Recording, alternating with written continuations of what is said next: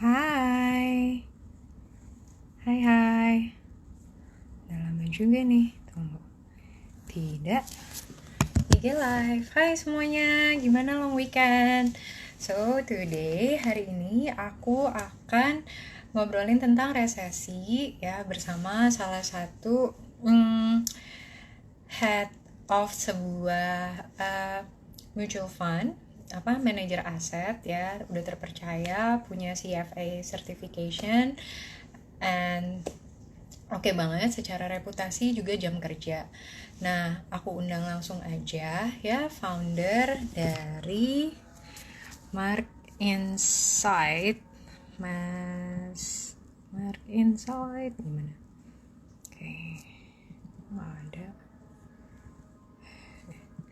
Sebentar ya.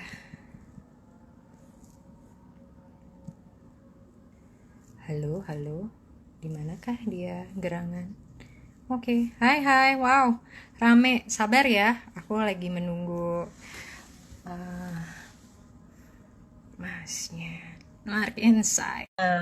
Sambil nunggu, kalau teman-teman punya pertanyaan seputar resesi ataupun apa itu Goldilocks ekonomi. Nah, hai Mas Herman, hai. Hey, halo Alia.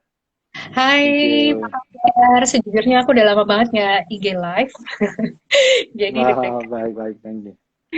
Oke, long weekend ini semoga em, kayaknya banyak kegiatan ya teman-teman, makanya kita coba refresh, kita juga coba bantu. Misalnya nih, kalau ternyata next weekend Indonesia udah resesi ya Man ya. Hmm. Kok kayak no comment gitu. Oke, so Iya, mungkin teman-teman sebenarnya nggak usah worry too much ya. Resesi itu ada yang namanya technical recession, which berdasarkan data kalau memang pertumbuhan ekonomi itu secara dua kuartal minus ya. Tapi kan justru itu sebelum minus kita harus mengantisipasi nih, what can we do? Jadi gimana nih, Man? Coba apakah kalau misalnya resesi sampai terjadi, sebaiknya nih kita melakukan apa sih? oke. Sebelumnya saya thank you dulu ke Alia sudah invite juga IG Live bareng. Yes. Mungkin sebenarnya kalau resesi itu menurut saya itu sebenarnya peluang yang terbesar dalam hal investasi ya. Kalau Oke. dari pengalaman saya gitu ya. Jadi makanya itu Mm-mm. selalu dibilang bahwa memang resesi itu selalu kan terkait dengan uncertainty dan ya of course crisis bla bla bla bla. Tapi Oke. memang ya kita tahu kan, kita balik lagi kalau tadi Alia bilang ya resesi itu kan technical gitu kan. Yes. Technical karena menurut teorinya resesi itu dua kuartal berturut-turut negatif. Nah, saya juga balikin uh, di setiap resiko itu kalau di bahasa Cinanya Mhm. perbalikan dari resiko itu ada opportunity. Nah, Ah, dibalik juga gitu kan.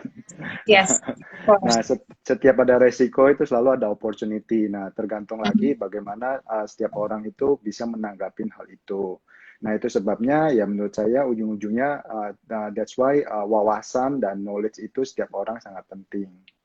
Oke. Jadi memang yang perlu disiapkan ya memang sebanyak mungkin kalian belajar memperluas wawasan kalian baik secara melek finansial supaya mengerti gitu ya. Jadi ya semoga aja event hari ini saya juga bisa membantu teman-teman. Oke. Man, saya pengen nanya nih. Jadi kalau aku baca di koran ataupun beberapa laporan lah news gitu, konon Indonesia terakhir resesi itu 17 tahun yang lalu. Jadi ketika eh, pergantian rezim ke reformasi tahun 98. Yang aku mau tanyakan, ketika krisis global 2008 dan 2009 itu, berarti Indonesia tidak resesi? Pada waktu itu kita tidak tergolong resesi karena pada Oh, waktu oke. itu kan kita ekonominya kita sebenarnya itu waktu 2008-2009 itu kan lebih karena krisis di luar Indonesia. Ya kan, Oke. lebih ke krisis di US, di Amerika, dan Hmm. itu sifatnya lebih ke financial crisis gitu. Oke. Jadi tidak terlalu impact ke Indonesia. Jadi mungkin ya kalaupun ada negara-negara seperti yang kelihatannya resesi banget atau udah duluan resesi, bisa saja kita resesi tapi level capacity-nya tuh beda juga ya Man ya. Iya, jadi setiap resesi, krisis itu bisa berbeda-beda. Jadi pada waktu Mhm. yang menarik itu di bulan Maret, aku itu sempat baca salah satu bukunya the apa ya the Age of COVID-19 gitu kan. Kalau nggak salah satu penulisnya itu dari orang MIT US. Jadi Oke. orang orang teknologi gitu loh, orang sains Oke. gitu kan. Yes. Jadi yang menarik di situ yang aku baca dan aku lumayan agak agree ya dengan dia tuh, tapi mungkin Mhm. agak agak kontroversial, agak beda-beda karena cara pandang lihat orang beda-beda gitu kan. Tapi Oke. konteks dia tuh make sense karena dia ibaratnya gini, ya apa menurut dia kenapa sih market itu lebih cenderung agak forgiving, makanya pada waktu itu orang pada kaget begitu lihat market recovery-nya sangat cepat. Karena Mhm. kalau kita bandingkan di tahun 2008-2009, itu kan Mhm. ibaratnya financial crisis. Kalau karena financial crisisnya itu juga lebih biasanya orang lebih apa ya, lebih sistemiknya itu lebih lebih susah quote unquote susah dimaafkan gitu lah. Jadi Oke. orang lebih mempanis lebih besar. Nah, sedangkan kalau Mhm. ini kan lebih karena pandemik gitu ya. Ya. Jadi pandemik pandemik itu diasosiasikan sebagai kayak ibaratnya bencana alam. Jadi Yes. ya namanya bencana alam. Kalau tiba-tiba ada bencana alam, gunung meletus, terus ekonomi itu ya orang jadi lebih lebih forgiving gitu kan ibaratnya. Karena Mhm. kalau financial crisis di tahun 2008 di US itu kan memang ada semacam kayak skandal gitu kan, yang Ya, bikin ya, ya. apa domino efeknya itu kemana-mana sampean gitu. Jadi Yes. memang Lebih secara makanya sistem sih ya. iya, jadi itu secara sistem, jadi itu impact-nya makanya penurunannya jauh lebih tajam juga waktu Oke. itu.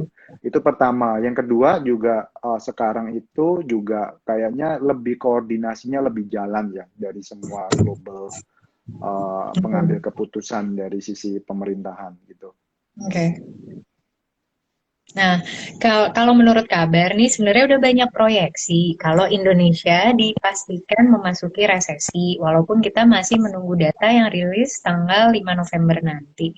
Nah, bisa diceritain nggak sih mungkin ya kayak gue yang tidak terlalu update dengan berita-berita pemerintahan nih gitu. Sebenarnya apa sih langkah yang udah dilakukan oleh pemerintah nih untuk mengantisipasi resesi ini? Oke, jadi sebenarnya kalau kita lihat pemerintah itu kan sudah mengantisipasi pandemi COVID ini juga dengan program namanya Program Pemulihan Ekonomi Nasional yang disebut dengan PEN gitu kan singkatannya PEN Mhm. Stimulus.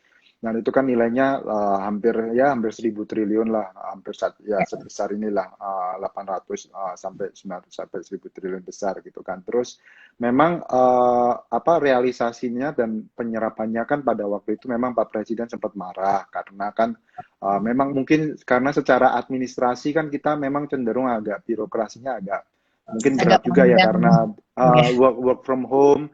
Jadi sistem Mhm. administrasi itu juga agak lama karena orang kan pasti juga takut-takut mungkin ya. Ya, saya Mhm. nggak mau berpikiran negatifnya lah. Saya kalau berpikir positifnya mungkin orang nggak mau terlalu apa nggak terlalu berani mengambil resiko setiap tanda tangan dokumen apa karena kan itu bisa Ya. diaudit BPK bla bla bla. Jadi itu mungkin realisasinya cenderung agak lama gitu ya. Nah, tapi memang Mhm. terakhir itu kan sempat udah realisasi dari program PEN ini kan per Oktober itu udah di speed up ya, naik kurang Mhm. lebih 45%. Ya semoga semoga aja nanti memang bisa dipercepat. Nah, Indonesia itu sebenarnya kalau kita bandingkan dengan regional, kenapa sih Mhm. kinerja kayak pasar modal Indonesia itu cenderung lagging atau lambat? Karena ya realisasi fiskalnya dan stimulusnya kita juga cenderung lebih lambat gitu ya. Dan itu Oke. yang semoga menjadi harapan bahwa kalau nanti bisa realisasinya dipercepat, ya nanti otomatis secara ekonomi kita akan mungkin data ekonominya akan jauh lebih bagus nanti di kuartal keempat gitu ya. Nah, Oke. langkah-langkah pemerintah sudah terlihat itu salah satunya pemerintah kan memutuskan untuk merelokasi sekitar 42 sampai 43 triliun ya. Mhm. Direlokasi dari budget yang mana yang tidak terlalu produktif diambil dan itu budgetnya dialokasikan lebih di mana itu kan terkait dengan social safety net dan Mhm. juga SMI ya, UMKM. Ya, itu Oke. dialokasikan untuk lebih di situ karena memang tahu bahwa Indonesia itu secara strukturnya kita itu kalau kita lihat belajar dari industri bank ya, itu Mhm. UMKM Indonesia itu kontribusinya itu kurang lebih bisa 60 UMKM dan trading lah ya, retail, trading, karena orang Indonesia banyak berdagang gitu kan. Ya itu hampir hampir 70% loh sebenarnya. Jadi itu cukup besar, makanya pemerintah berusaha memberikan garansi kredit untuk sebisa mungkin ini di restart lagi UMKM-UMKM-nya. UMKM ya. Karena kalau Hmm. nggak salah ya, setahu aku nih, correct me if I'm wrong, memang mayoritas perekonomian di Indonesia itu masih di low to middle income class yang memang didorong oleh pertumbuhan UMKM. Jadi kalau memang Hmm. UMKM-nya ini tersendat, akan susah menggerakkan aktivitas ekonomi yang reflecting to purchasing power dari masyarakat Indonesia itu. Right? Hmm. Nah, jadi gimana nih, hal apa sih, Man, yang sebaiknya kita lakukan untuk bisa membantu eh, ikut memulihkan perekonomian? Sebenarnya banyak banget sih yang bisa kita lakukan. Oke. Sebenarnya yang menurut saya, kalau saya belajar, kalau kita belajar dari case-nya negara lain gitu ya, salah satunya katakanlah belajar dari case-nya negara China gitu ya. Dulu mereka Ya. itu, China itu kan dulu sering dijajah juga gitu ya, Mhm. sejarahnya. Kemudian dia jatuh Yes. bangun berkali-kali lah intinya, karena makanya hidup mereka juga susah banget zaman dulu. Tapi yang dilakukan zamannya Mao Zedong, itu kan juga Mhm. mereka memberikan edukasi yang dan reformasi education yang sangat struktural gitulah intinya. Makanya itu menurut saya memang kenapa ini menjadi salah satu program dari pemerintah juga mengenai human capital itu sangat penting. Kenapa? Karena kan Oke. human capital di Indonesia ini kan selalu kan untuk kayak investor asing masuk membuka lapangan kerja di Indonesia selalu yang menjadi patokan mereka kan produktivitas gitu kan antara dibandingkan katakanlah jam kerja per jam Mhm. atau honor per jam dibandingkan Yes. dengan Vietnam, dibandingkan dengan Filipina gitu kan. Ya. Nah, terus kita itu kan kalau saya terakhir melihat datanya dari kedutaan Jepang punya ya. Waktu itu kan Jepang Mhm. itu punya scoring gitu ya mengenai Yes. produktivitas gitu ya. Mhm. Scoringnya mengenai mereka jadi secara scoring itu mereka melakukan perbandingan antara jumlah upah kita dengan jumlah jam kerja kita dan Oke. juga dengan jumlah output gitu kan. Jadi supaya sesuai dengan produktivitas.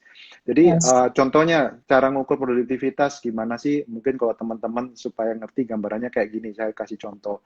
Background saya kan misalnya di aset Financial asset management. financial asset management di industri ini.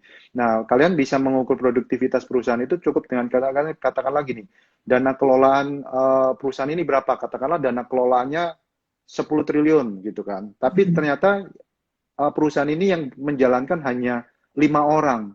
Berarti ya tinggal dibagi aja produktivitasnya 10 triliun dibagi 5 orang. Berarti satu orang itu bisa menghasilkan 2 triliun.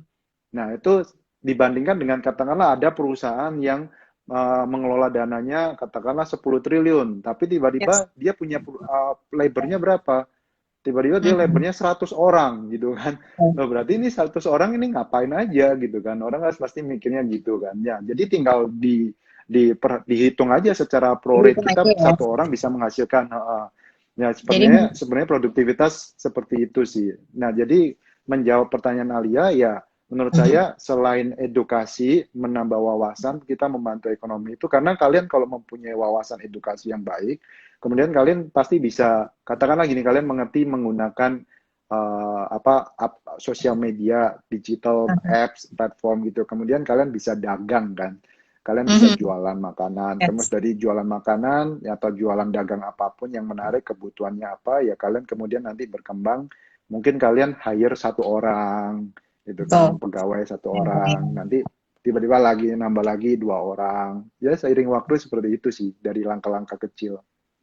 Ya, mungkin salah satu yang aku juga baca sih gitu dan observing kalau memang misalnya dari krisis global Amerika kemarin gitu kan beberapa tahun tuh kehilangan ya eh, apa namanya penganggurannya tuh banyak gitu. Dan benar kata Herman gitu, kalau human capitalnya itu memiliki tingkat kualitas yang cukup bagus, mereka bisa memaksimalkan potensinya. Dan what happened after 2008 itu bermunculan yang namanya company of one. Orang-orang yang menciptakan bisnis hanya dengan satu orang aja nih gitu. Bahkan Hmm. aku sampai baca tuh bukunya si Tim Ferriss yang For Our Work Week, pokoknya yang seminggu kerja 4 jam apa sih. Nah, di situ dia beneran kalau teman-teman tertarik nih ya, I think it's a good time and a good moment untuk baca. Bukunya sih udah agak tahun 2011 atau 2012 atau 2013. Dia menjelaskan bagaimana dia bisa menciptakan company of one dan caranya seperti yang Ko Herman tadi bilang gitu, dia mendelegate, trying to outsource kerjaan-kerjaan yang bisa di-outsource. Jadi dia Hmm. maximizing his own capabilities and qualities untuk mengenerate yang namanya revenue tadi. Dan I agree gimana caranya nih kita bisa punya UMKM yang naik kelas, yang hanya dengan 5 orang human capital bisa menghasilkan generate revenue sampai 10 miliar gitu. So gimana caranya investor tuh tertarik kalau kita nih sebagai bangsa Indonesia bisa punya capital efficiency yang tinggi. Nah, cuma yang aku mau tanya lagi nih, Man, gitu. Kemarin tuh aku tertarik banget dengan postingannya Herman terkait Goldilocks ekonomi. Mungkin boleh di-share nih sebenarnya Goldilocks ekonomi ini apa? Oh, oke. Jadi Goldilocks ekonomi itu mungkin saya bahasa sederhananya bisa diasosiasikan seperti ini ya. Kalau Hmm, secara teorinya Goldilocks ekonomi itu kan diambil dari suatu novel yang mungkin teman-teman tahu, novel yes. anak-anak, The Goldilocks and the Bear gitu kan, and the Three Hmm, Bears. Jadi intinya itu kan selalu diasosiasikan dengan sesuatu kondisi ekonomi yang mereka kan ngambil perumpamaan bubur itu kan di yes. rumahnya beruang-beruang tersebut. Boleh Jadi ini. Ya. istilahnya tuh kondisi ekonomi itu tidak terlalu panas dan tidak terlalu dingin gitulah. Hmm, Intinya warm lah, warm. Tapi itu kondisi yang biasanya kalau saya bisa bilang uh, itu merupakan kondisi early stage of recovery dari suatu krisis. Nah, makanya oke. kenapa tadi saya bilang di awal, kenapa pada saat resesi atau krisis, biasanya nanti bisa diikutin dengan Goldilocks jika memang stimulus dan apa kebijakan-kebijakan pemerintah secara globalnya itu mendukung. Jadi Hmm, salah satu kejadian Goldilocks ekonomi di Indonesia atau di hmm, daerah Asia gitulah ASEAN ya. Itu kalau hmm. kita lihat trennya itu seperti contohnya di tahun 2006 2007 Oke. ya. Kemudian di 2012 ya, kemudian di 2016 2017. Dan kalian bisa lihat patternnya ini itu cenderung kan hasilnya yang diberikan juga cukup memuaskan. Kita ngambil contoh deh yang paling Hmm, dekat gitu ya di 2016 dan 2017. Apa yang oke. kejadian dan waktu itu juga disebut sebagai Goldilocks sebelum memang ada krisisnya karena bukan krisis lah karena apa Oke. perang dagang trade war gitu ya. Hmm, Nah, 2000 kalau teman-teman ingat 2013, 2014 itu kan Indonesia juga ekonomi kita juga berat karena pada waktu itu kita kan setelah tax amnesty ternyata hmm. kan banyak malah ibaratnya ya orang-orang mungkin istilahnya apa ya kecelik gitu ya istilahnya orang yang udah lapor sebagian terus malah dikejar-kejar sama orang pajak Aja. gitu kan. Yes. Jadinya pada ketakutan semua nggak ada yang berani keluarkan atau spending duit. Akhirnya aset properti collapse karena banyak Hmm, orang yang tadinya spend buat properti mereka ngerem semua nggak mau karena udah kena oke. tax. Kemudian Oke. rupiah kita juga collapse kurang lebih 40-50% pada waktu 2014 karena terjadi Hmm, foreign outflow secara besar-besaran ke oke. balik ke apa US market. Kemudian Hmm, apa yang kejadian di tahun 2016 itu ada pemerintah Cina melakukan istilahnya program yang dikenal dengan supply side reform atau dikenal bahasa Indonesianya reformasi dari sisi supply gitu ya. Nah, ini oke. pembelajaran juga buat teman-teman. Pada waktu itu banyak orang tidak mengerti nih apa nih dengan kebijakan ini, semuanya pada bingung gitu kan. Ternyata yang dilakukan oleh pemerintah China itu mereka melakukan sesuatu hal yang cukup kontroversial gitu Alia. Karena kan orang itu makanya kadang saya juga sering bilang gini, zaman sekarang itu orang harus berani berpikir secara out of the box gitu ya. Yes. Berani anti apa mainstream Anticipate. gitulah Ya. istilahnya. Anti mainstream gitulah ya. Nah, itu Ya. juga makanya pada waktu itu banyak orang di banyak analis apa itu pada bingung. Apa ini supply side reform nggak pernah kejadian sebelumnya gitu kan. Jadi Oke. yang dilakukan China itu ngerti, dia tahu bahwa kondisi industri dia pada waktu itu kan karena memang ekonomi juga semuanya lagi lesu gitu ya. Jadi Yes. terjadilah istilahnya oversupply di industri atau istilahnya oversupply. Saya harapkan teman-teman Barang-barang ngerti ya. barang-barang perdagangan yang biasanya diekspor ke negara-negara, Cina memiliki oversupply yang tidak tahu harus di deliver kemana. Begitu Uh, bukan? harus Ya, dari mana? begitu Jadi ya. kayak Ya, ya, ya. di industri semen, di industri Mhm. stainless steel, karena mereka terlalu banyak investasinya besar-besaran, Oke. kemudian kok ekonominya nggak segitu kuat, jadinya supply-nya kebanjiran gitulah ibaratnya. Nah Yes. orang itu kan cenderung ngambil langkah yang cara mainstream itu kan gini kan, misalnya nih, oh orang kayaknya kondisi lagi susah, lagi apa, potong harga aja. Itu kan yang mainstream Hmm. gitu kan. Ya, Potong ya, harga ya. aja, potong harga Mhm. terus. Tapi yang kalian lupa, banyak orang pengusaha nanti lupa potong harga terus, lama-lama nanti, oh Orang kok kayaknya kebiasaan di nggak harga cukup ya itu. Ya. di harga itu gitu kan. Kemudian Mhm. ya udah deh, potong karyawan satu, potong karyawan dua Ya, gitu ya, kan. ya. Terus PHK, Mhm. makin banyak PHK. Loh, terus dia tanya, ini kita ngambil konteks kecil ya, supaya kalian bisa mikir konteks besar. Terus tanya, Mhm. loh kok ekonomi lesu ya? Ya, kalian ikut berpartisipasi dalam mem-PHK gitu kan. Yes. Terus nanti Oh, nanti itu oke. jadi kayak lingkaran Multiplier setan effect gitu ya. loh. Ya, ya, ya. Saya setuju Nah, sih. Ya, nah, kadang itu memang juga waktu itu ini juga lihat kalau ingat pemerintah juga banyak potong harga kan waktu itu di 2016 2017 ya. 2015 Mulai 2016. 2015 ya. Oke, oke. Pada saat itulah banyak investor asing juga mungkin kecewa jadinya mereka tarik uangnya gitu kan, tarik dananya. Yang kejadian Oke. malah rupiah kita goyang gitu kan. Nah, Yes. Nah. sorry, tadi aku belum beresin sedikit ya. Oh iya, Supply iya. side Terima reform yang kasih. dilakukan China itu, jadi mereka itu ngambil suatu hal yang berbeda daripada umumnya. Jadi supply-nya mereka di-cut. Jadi katakanlah Oke, mereka punya kapasitas 100%. 1000. Oh Ya, kayaknya heeh. marketnya cuma bisa nampung 60-70%. Ya udah saya cut aja. Sama dia di-cut 20-30% gitu kan. Yang kejadian apa? Harga-harga itu langsung lompat semua. Harga dari Hmm. baja, harga dari Oke. komoditi, harga dari kertas, Hmm. semuanya lompat. Pada waktu harganya semuanya lompat, ekonominya langsung recover lagi. Oke, jadi key lesson-nya adalah bagaimana kita menyeimbangkan antara supply dan demand, dan sometimes kita harus take extreme measurement. Benar nggak? Karena menurut Iya, in aku my view seperti jangan itu. take really actionnya langsung cut gitu. Mungkin akan dihujat jutaan massa gitu, tapi in the end bisa speedy recovery lah man ya. Tapi memang pada Memang waktu itu memang pemerintah di sana kan dia cut beberapa kapasitas, beberapa yang perusahaan yang enggak, maksudnya kualitasnya jelek, menyebabkan polusi udara yang apa. oke. Tapi memang pemerintahnya Hmm. menyiapkan stimulus yang lain gitu, Ya, insentifnya supaya ada mereka sih ya. tetap insentifnya ada, kayak Oke. gitu.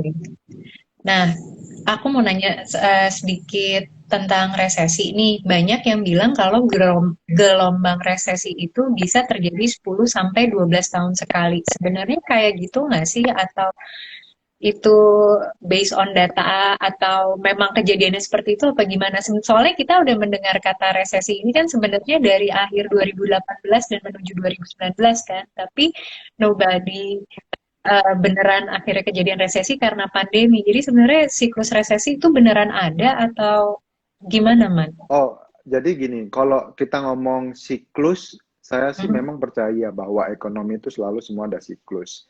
Jadi Oke. seperti yang kita, kalau teman-teman saya rekomendasikan boleh ditonton YouTube-nya Ray Dalio dalam menjelaskan siklus ekonomi. Jadi kalian mengerti Oke. kenapa sih ekonomi itu terjadi suatu siklus. gitu ya. Yes. Itu yang harus pertama-tama dimengerti. Sebenarnya yang menyebabkan ekonomi itu terjadi suatu siklus naik dan turun itu karena manusia itu terbiasa diajarkan mungkin untuk mengambil kredit gitu kan. Kreditnya bisa apa aja, kredit yang Oke. kredit yang kadang kredit itu omongannya make sense banget gitu intinya. Jadi Hmm. kalian itu misalnya kalian belum menyampai kapasitas kalian beli katakanlah Mercy, tapi kalau karena kalian ingin pamornya naik supaya dipandang orang, kemudian kalian ngambil kredit utang beli Mercy atau beli rumah mewah gitu ya. Nah, itu kan berarti ibaratnya itu sebenarnya logikanya adalah kalian mengambil kapasitas uang kalian di masa mendatang, kalian tarik semuanya uang ke sini, gitu kan. Jadi otomatis kalian harus siap-siap nih bahwa nanti ke depan kalian ikat pinggang. Ya. Nah, kalau kalian ikat pinggang, berarti kan pada waktu sekarang kalian ada spending nih naik karena ditolong leverage kredit naik. Nah, gitu kan siklusnya naik. Habis itu tahun depan, oh ke gua nggak ada duit nih. Karena gue habis banyak spending buat kanan kiri, beli belanja A, B, C, D, A, B, C, D. Jadinya Yes. siklusnya turun. Nah, itu kebayang kalau satu manusia melakukan hal yang sama, makanya terjadi suatu siklus. Nah, memang mengenai siklus apakah setiap 12 tahunan, menurut saya itu gini, cara berpikirnya menurut saya sangat simpelnya gini. Saya sih nggak menjadikan itu suatu patokan. Menurut saya itu lebih make sense cara berpikirnya itu adalah kalian harus mengerti suatu generasi.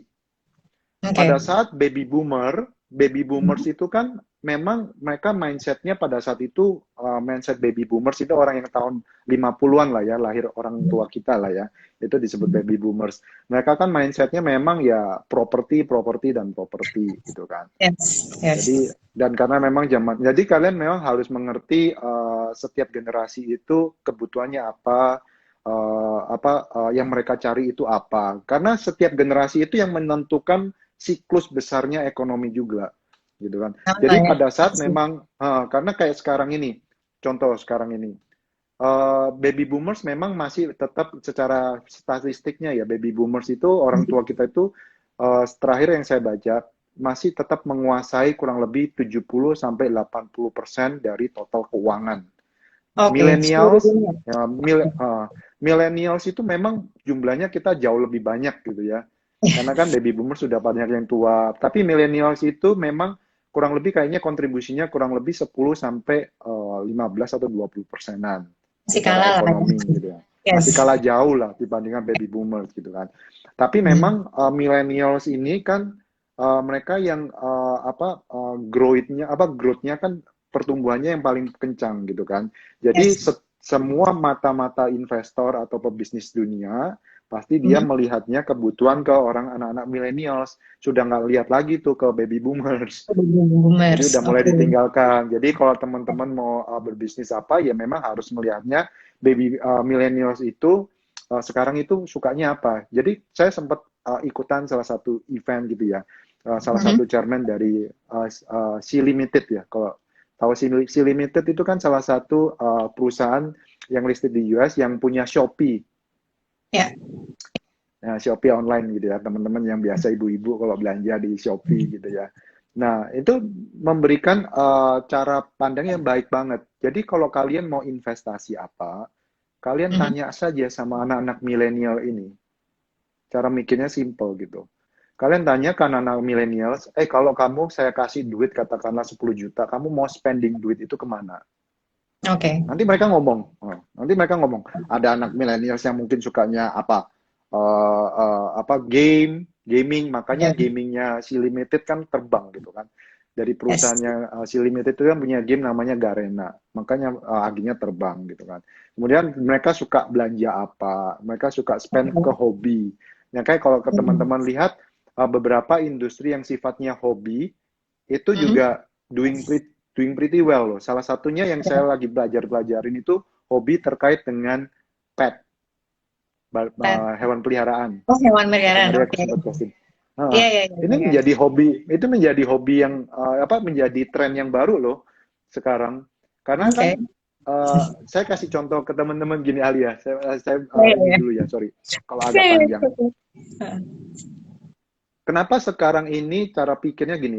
Kalau orang zaman dulu mungkin bisa katakanlah pamer, tapi ini human ya, ini sangat Iya, natural. Saya nggak mau zaman ngatain dulu orang apa. pamer Ini mobil lah, orang ya kan? katakanlah mau pamer jam tangan gitu kan, Oke. pamer tas, punya tas Chanel, tas Hermes apa supaya masuk di foto. Zaman sekarang itu kalau kalian perhatikan pamernya apa? Sepeda Brompton gitu kan, Ya. status sosialnya. Kalau enggak Mhm. pet, Sama karena pet tanaman. itu kayak ya sama tanaman. Gila loh. Itu kayak pet itu aja burung yang apa Macau parrots itu aja harganya bisa 50 sampai 70 juta, Alia. Wow. Oke. Itu kan juga menunjukkan status sosial sebenarnya. Itu menjadi Ya, ya. itu dan menurut saya itu tren yang kayak gini nih happening banget di Indonesia. Indonesia ini Iya, sangat iya. unik Ini marketnya. latah-latah tren sih kalau orang Indo tuh. Ya, latah tren, bener. Kelihatan banget gitu. Latah Ya tren. zaman dulu ikan arwana, koi gitu kan. Hmm. Sekarang tadi Hmm.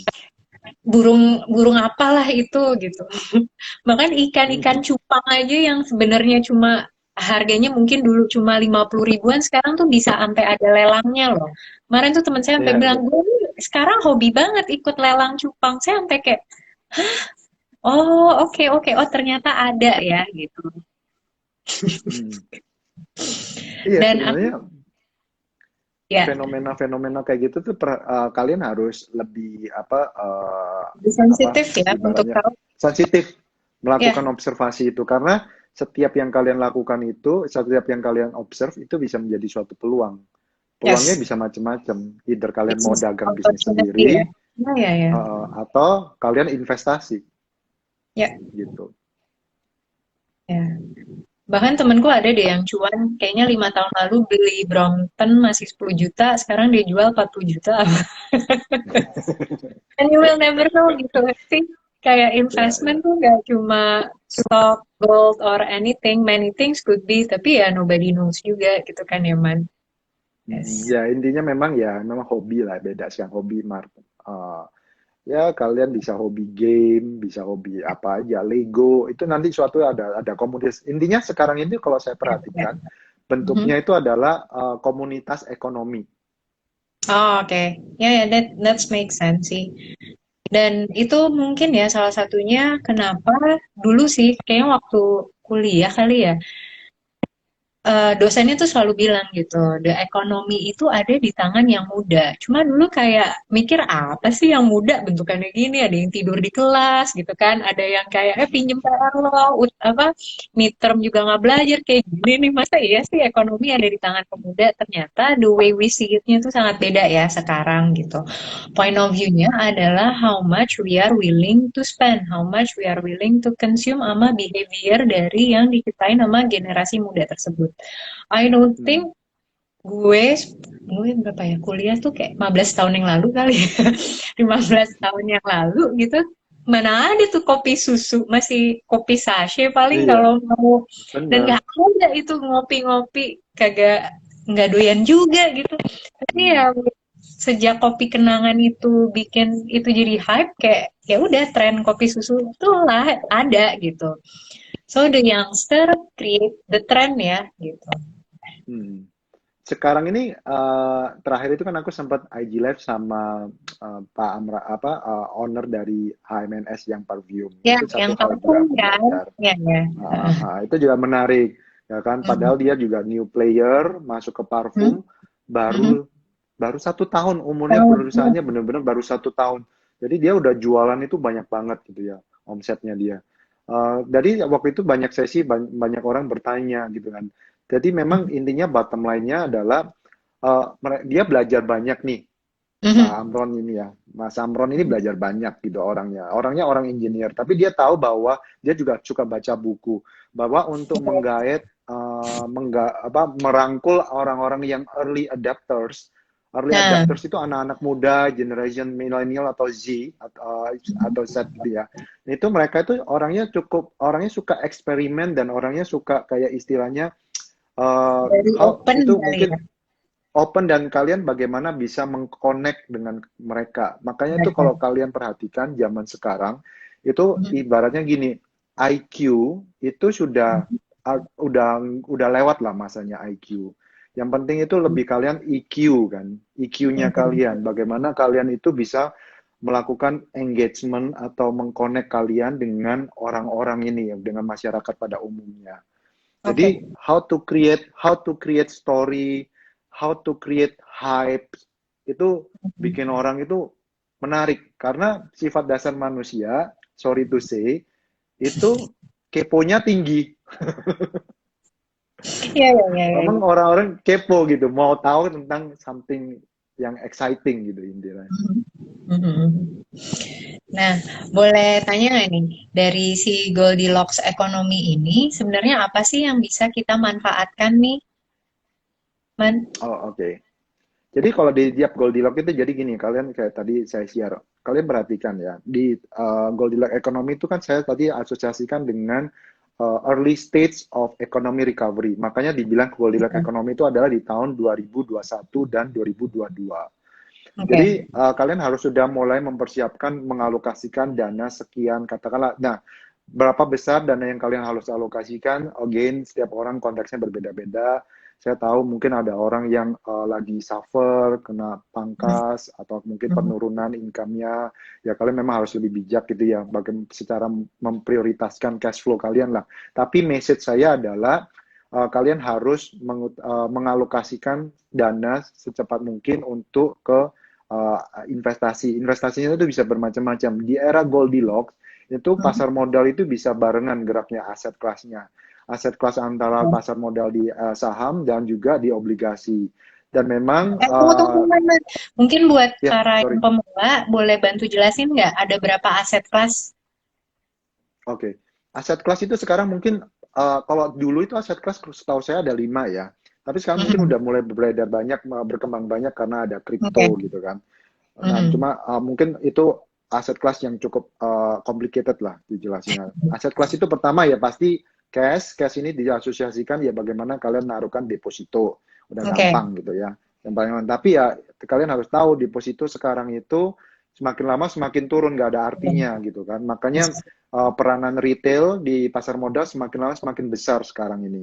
Dan Mhm. itu juga seiring waktu dengan banyaknya platform edukasi digital gini, itu membantu Mhm. banyak orang semakin pintar. Itu yang Oke. saya suka gitu kan. Aset kelas yang kedua pasti berhubungan dengan apa tadi deposito, kemudian ini money market. Money market ini sebenarnya mirip dengan deposito, hanya saja sifatnya money market lebih ke reksadana, di mana kalian lebih memiliki keunggulan dalam hal pajak. Karena kalau deposito kalian kena pajaknya besar 20%.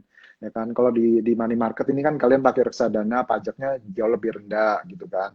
Dan juga ada lagi obligasi. Nah, obligasi yang ketiga ini kan Ya. surat hutang pemerintah. Ini juga kalian juga memiliki keunggulan pajak lebih rendah 15%.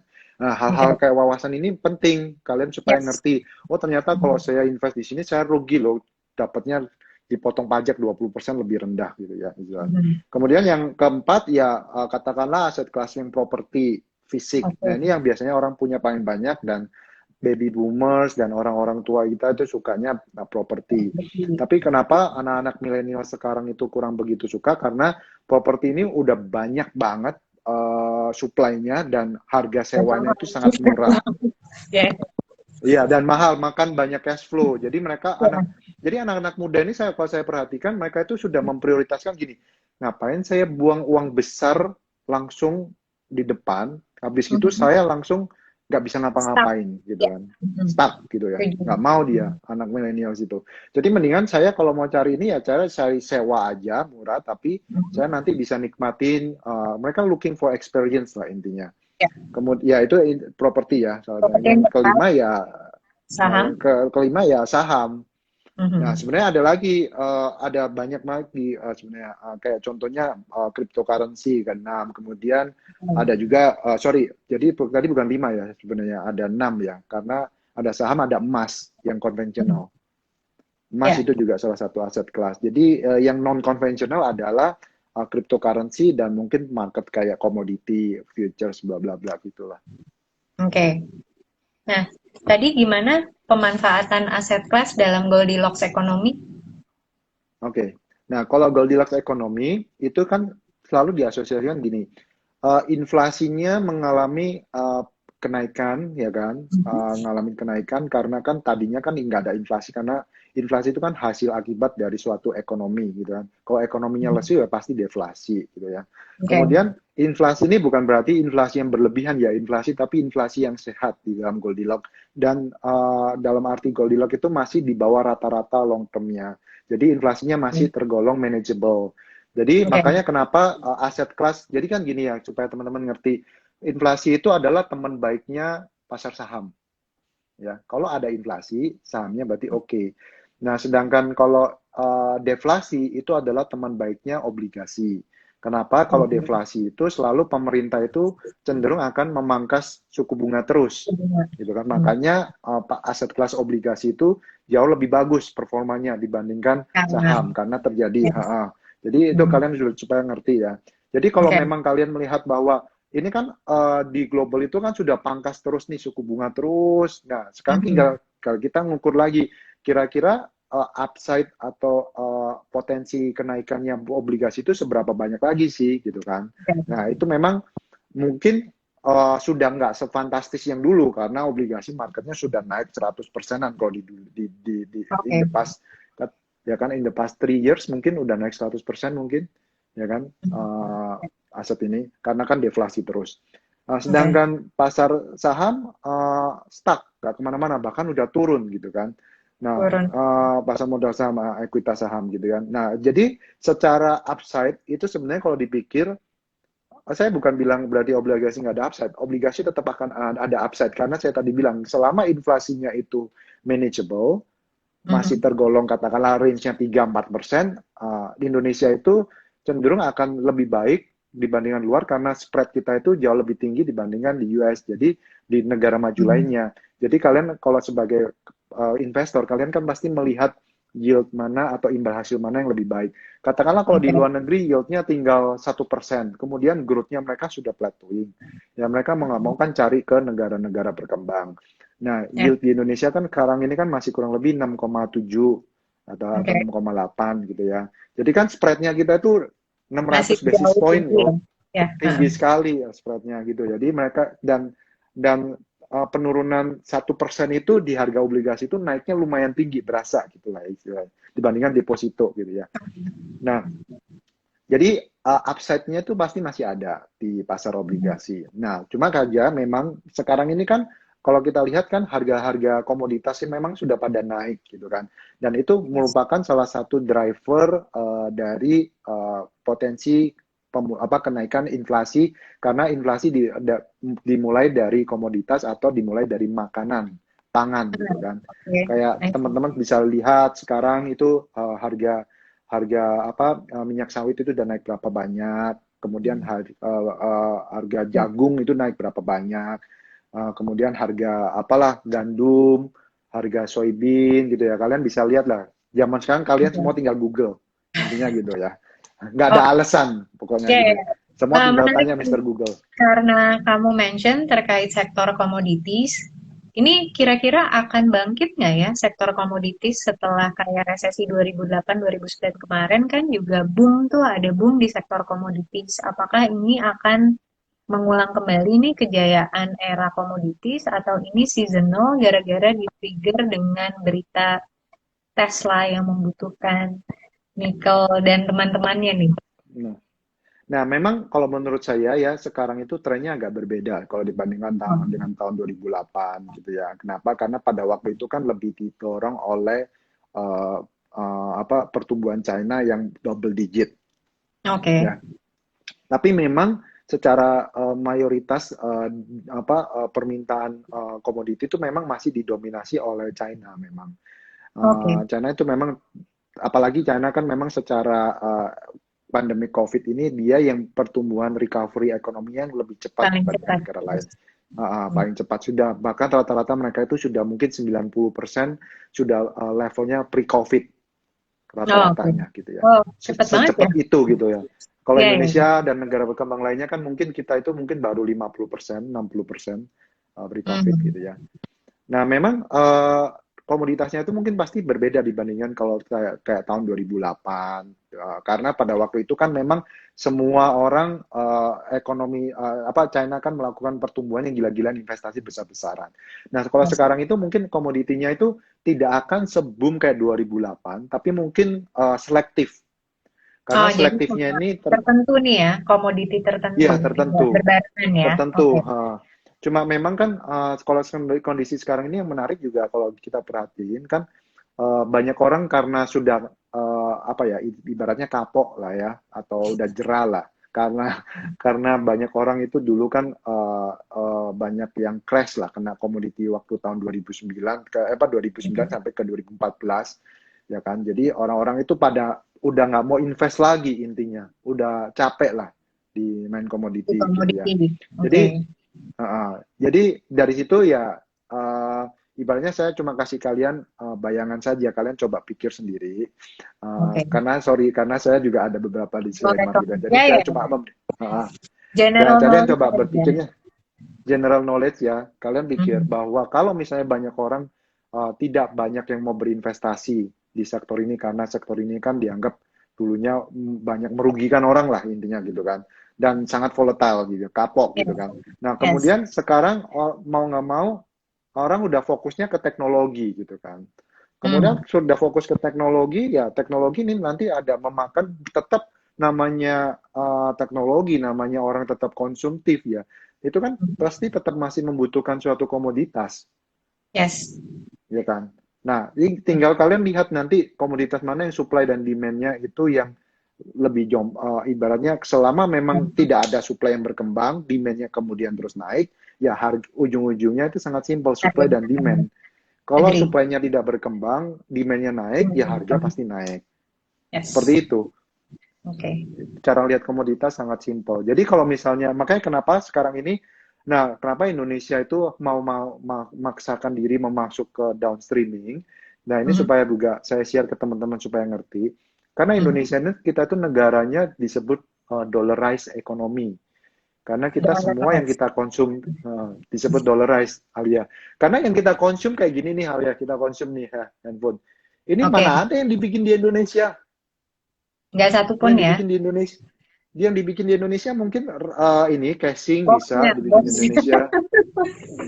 Mungkin cuma 10% gitu kan, atau Ya, lima ya. belas persen yang dibikin di Indonesia. 90% ini komponen dolar semua, Atau yuan. gitu kan? Atau yuan. Atau yuan gitu kan. Nah, makanya itu kalau kita semakin orang-orang Indonesia itu tahu sendiri konsumtif, gitu kan. Yes.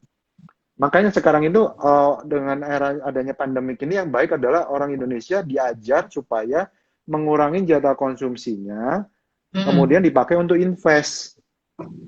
Ya. Supaya makanya akhirnya apa? Resultnya yang dulu saya pernah share di Instagram saya sih, waktu itu di Insta Story. Saya sempat kasih hitungannya. Kalau kalian mengurangi konsumsi sekian, kemudian Mhm. kalian investasikan sekian, itu Mhm. membantu neraca dagang Indonesia itu besar sekali.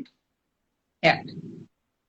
Ya kan? Itu besar sekali. Karena kalau kalian semakin konsumtif, ya mungkin menjawab terkait bagaimana peranan kita membantu ekonomi gitu kan tadi si Mhm. Alia tadi awal sempat tanya. Ya itu salah satunya. Kalau kalian Oke. semakin konsumtif, kalian intinya meningkatkan permintaan dolar. Impor. Ya. Uh, Nah, tapi kalau kalian bisa menghasilkan dolar ya nggak apa-apa, itu hak-hak kalian gitu kan. Jadi kalian balance gitu. Ya, ya, Saya ya, ya, konsumsi ya. dolar, Ya, ya, kemudian ya. bisnis saya bisa mengekspor ke Filipina atau mengekspor ke US. Saya Yes. menghasilkan dolar loh. Ya, Ya. itu win-win itu intinya. Itu kayak gitu win-win. Karena Indonesia butuh itu. Makanya kenapa pemerintah kita itu sekarang maunya fokus ke downstreaming karena kalian bayang kalau dulu kita ekspor biji, katakanlah Mhm. biji nikel gitu ya. Itu Mhm. rasionya sekarang itu bisa 1:10. Kalau Indonesia sekarang kan produksi stainless steel nih. Oke. Rasionya 1:10, bahkan bisa 1:20, tergantung nanti downstreamingnya sampai kemana, Alia. Oke. Jadi Baik. jauh lebih, dan itu kan 10 kali lipat dolar yang kita dapat dibandingkan kita cuma Betul. ekspor biji Ya, dan ya, ya. lebih Bahan, ya, ya. stabil harganya. Dibanding antara ekspor bahan mentah ke bahan bakunya kan. Iya. Yes. Nah, oke. Mendekati penghujung nih, Man. Hmm. Final questions nih. kan tadi kamu sudah menjelaskan terkait aset kelas, ya. Dan bagaimana sih sebaiknya balancing portofolio untuk diversifikasi sekarang ini? Oke, kalau ditanya balancing, kembali lagi ya, saya kasih disclaimer-nya gini, karena konteksnya setiap orang bisa beda-beda, Beda-beda, tergantung yes. kondisi keuangan kalian.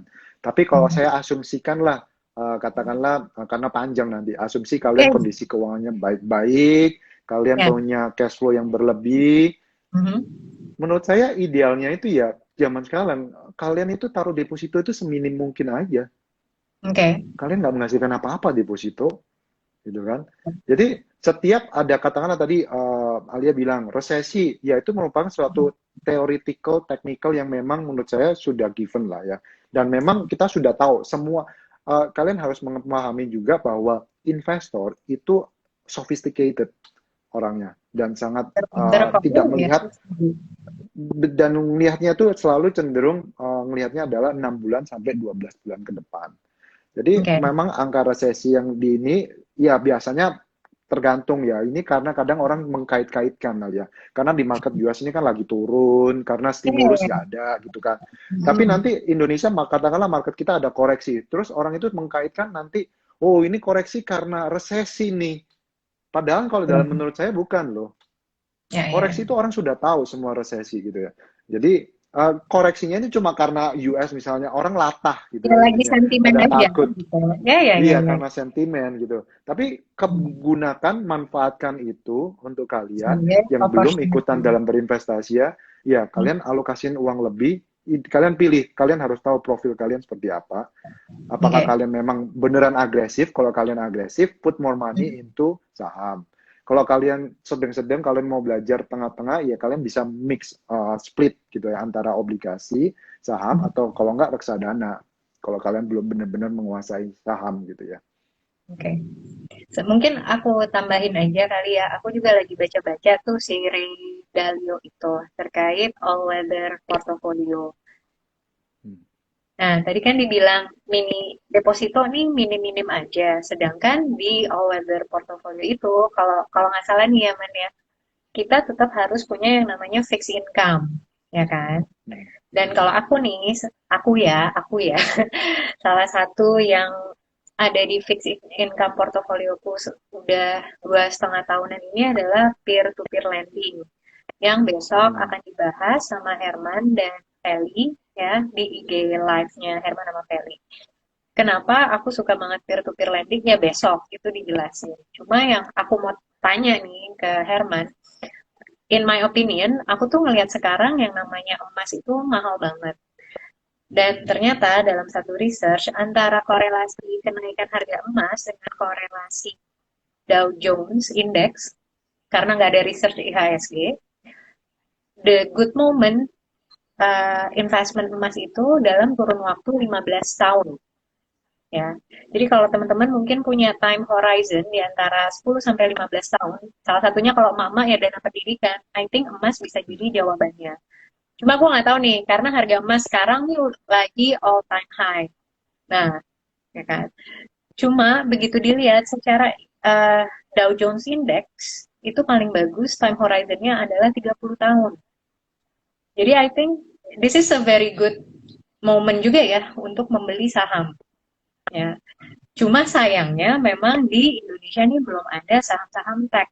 Ya nggak, Man? Hmm. Ya itu semoga nggak tahu ya nanti aku juga mengharapin pemerintah mungkin kasih stimulus apa supaya teknologi company yang di Indonesia itu juga bisa listing di sini karena saya kasih kisi-kisi ini ya hintnya ya ini yang saya dengar kemarin kayak masuk di berita Bloomberg gitu ya. Oke. Okay. Bayangin aja kan yang lagi hot nih IPO itu adalah Ant Financial ya. Yes.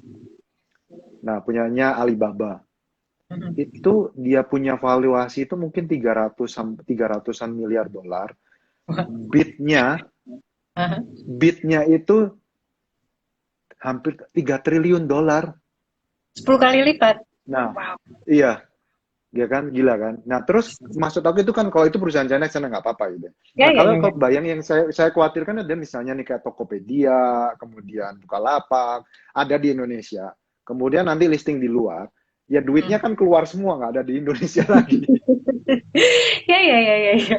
Nah, Ya, ini pemerintah harus menyiapkan stimulus itu supaya mereka tetap listing di Indonesia, supaya nanti investor itu juga akhirnya taruh duitnya di Indonesia.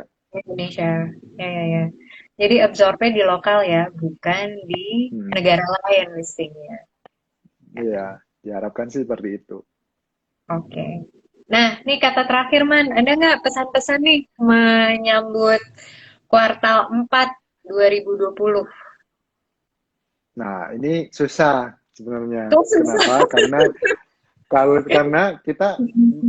Karena kita harus melihatnya adalah nanti yang big eventnya tanggal 3 November ya. 3 Oke, November ini kan terkait dengan pemilunya US. oke. Dan kemarin mungkin teman-teman juga bisa lihat nanti di yang sudah sempat saya postingkan di Mark Insight. Saya sudah rangkum beberapa poin kenapa sih antara Trump dan Biden. Biden itu kenapa lebih diasosiasikan relatif lebih positif bagi Indonesia. Karena Yes. intinya Biden itu orangnya, saya rangkum sedikit di sini ya, Ya, ya, ya, ya, karena ya. terkait Boleh, dengan boleh. vote. Karena Biden itu orangnya sangat lebih pro dengan populis lah orangnya, dengan masyarakat Oke. menengah bawah. Hmm. Dan karena Demokrat gitu ya. Jadi Biden itu cenderung mau kasih pajak tinggi terhadap yang perusahaan dan orang-orang kaya. Ya. Nah, Hmm. di situ betul aku bahas juga, kalau misalnya pajaknya di US itu tinggi, ya pasti kan profitabilitas di US itu kan pasti turun. Nah, kalau Yes. sudah pasti di sana turun, mereka kan pasti berpikir dua kali investornya. Wah, kalau kayak gini sih, ngapain kau taruh duit di sini gitu kan? Nanti ada potensi uang itu mulai mengalir ke negara-negara berkembang dan diharapkan salah satunya adalah Indonesia. Kayak Ya. gitu. Oke. Walaupun kadang Trump suka bikin kejutan ya, kayak last election juga. Makanya aku tadi Ya, bilang makanya 3 challenge-nya adalah November ya. Trump Trump ini juga orangnya nggak bisa di underestimate, nggak bisa Yes. diremehkan. Dia bisa last minute tiba-tiba ada apa aja orangnya gitu kan. Ya, Cuma ya, so ya. far memang banyak secara poll dan secara electoral Electronics. vote-nya itu juga masih dominan, memang masih ke Biden. Biden. Yes. Sama kayak waktu Hillary tapi ya kita doakan manapun yang terbaik ya buat negara kita juga. Iya. Kayaknya kalau mau hidup tenang juga daripada ada tweet-tweet war dan tiba-tiba IHSG gap down, saya juga memilih Biden kalau saya punya ya ya. Ya udah, makasih banyak ya Man atas waktu Terima kasih dan banyak ya Alia. seneng banget belajar Semoga membantu. 2020. Iya ya, membantu banget. Indonesia dengan dollarize-nya and many things. Semoga-moga next time kita bisa IG live lagi. Makasih banyak buat Oke, teman-teman. thank you. Ya, sampai jumpa. Selamat akhir pekan. Sampai jumpa. Bye. Bye.